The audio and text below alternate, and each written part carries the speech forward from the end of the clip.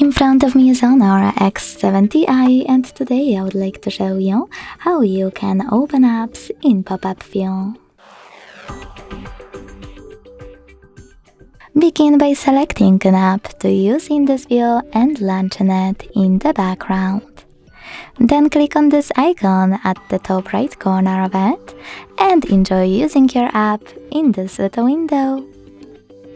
To move your window around, hold this line at the top and drag it. To manage it, you can click on this line as well and check out all of those options. To minimize it, click on Home button or select this icon of a line at the top left corner. This way you will turn it into a bubble and then access it again by tapping on the bubble. If you want to use your window in full screen view, click on this square also at the top left corner. To close your window completely, hit this X at the top right one.